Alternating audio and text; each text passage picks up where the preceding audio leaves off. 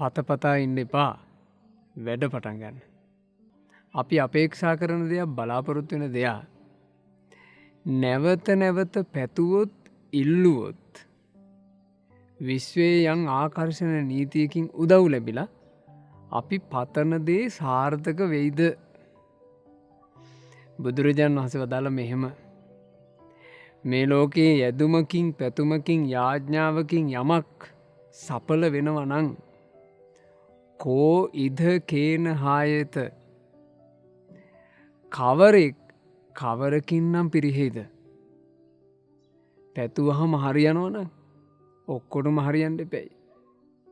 යදිනකොට හරියනවනම් ඔක්කොටම හරියන්න එපැයි. යාඥා කරනකොට හරියනවනම් ඔක්කොටම හරියන්න එපැයි. හොඳට තේරුම් ගන්න. අපේ ජීවිතේ සාර්ථකත්වය කියලා කියන්නේ යදුමක් පැතුමක් යාඥාවක් නෙමෙයි, ක්‍රියාවක්.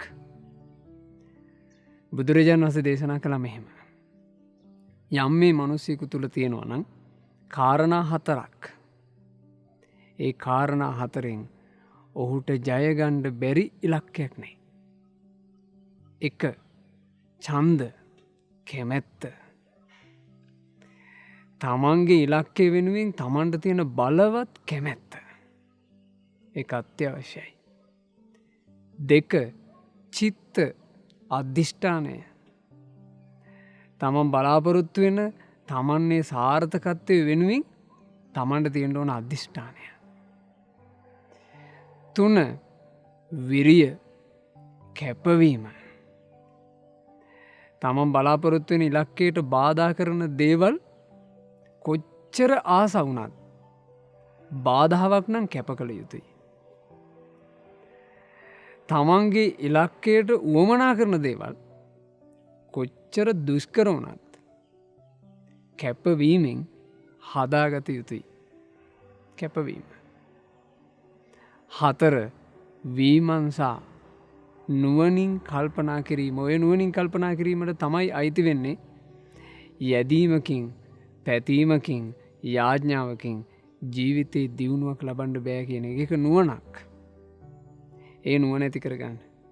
අපරාධේ යදින්ට පතන්ට යාඥා කරන්න ගත වෙන කාලය අපරාධේ. ඒ වෙලාවේ වැඩ කරන්න පටන් ගන්න.